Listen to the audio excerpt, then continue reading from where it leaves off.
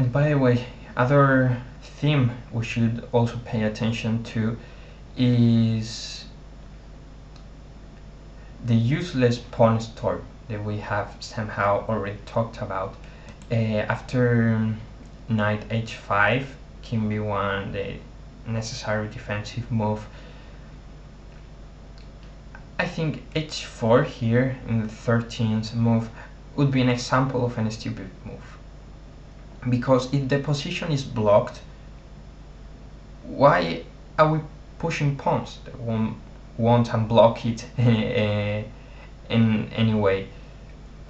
We even create a hole in knight u3, and we may lose our beautiful diagonal scout on in f1 that was discreetly defending c4.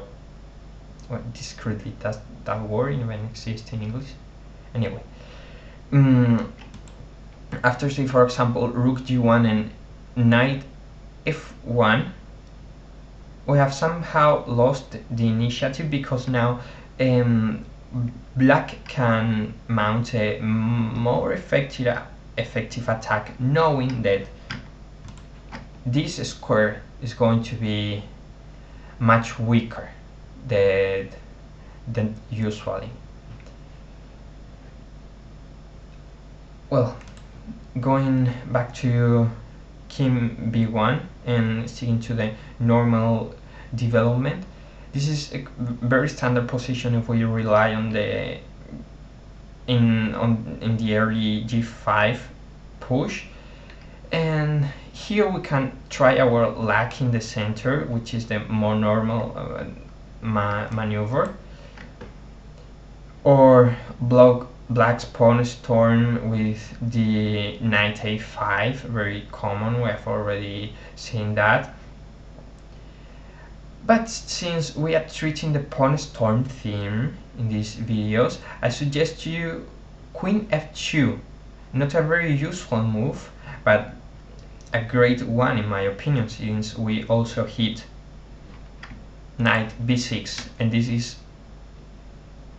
maybe not such a common theme for black to deal with, unless they are quite expert. But well, if they are quite expert on these lines in the Najdorf, anyway, they are going to have to fight, regardless of what their experience amounts to. And now for white may come a critical moment after, say for example, knight c4 and the thematic removing of an attacker while we clean this rank. Now we should break black's barrier. We have to weaken black's white squares, preferably harming at the same time black's pawn structure, of course. And this is not so easy a move after, what, say, bishop c4. But there is a move here, and this is also a maneuver we can memorize, because if we are Najdorf players, sooner or later we are going to encounter this.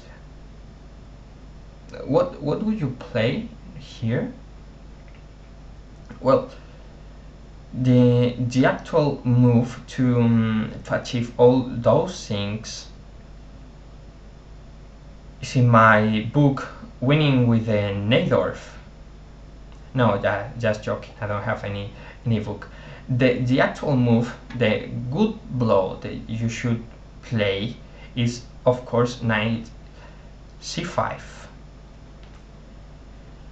And after queen c8, knight takes e6 and f takes e6, we have we are there, because after g6 and, for example, 8 takes g6, we have achieved it. We have, if we take some time to check, we have removed defenders, we have placed our pieces in an attacking manner, so even if position is far from one, it's not already one, we can say we have succeeded in our opponent's storming attempt.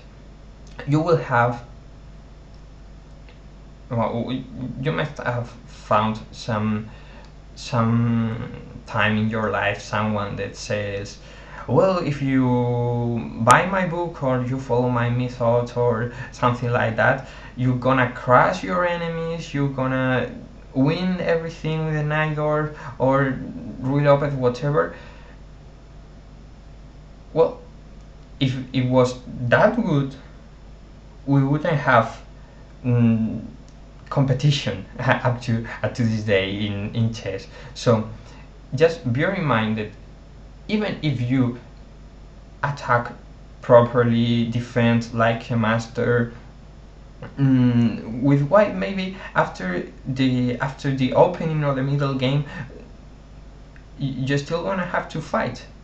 Maybe here of course is black the one defending and white is the one that has the upper hand in the initiative. He knows how to deal with the position, but well, just we should not part with the idea that opponent storm, regardless of how good we can do it, is just fatal for the opponent, because nor white nor black's pawn storm are so decisive if we know how to deal with them. Of course, if our player doesn't know how to, then is when we are going to crush them with this knowledge, and the one we are going to gain after some several more videos. So things could continue rook h g1, queen e8, defending of course the weakest spots, but that's what I was talking about. If we weaken this structure, because after all that's what we were aiming all the time,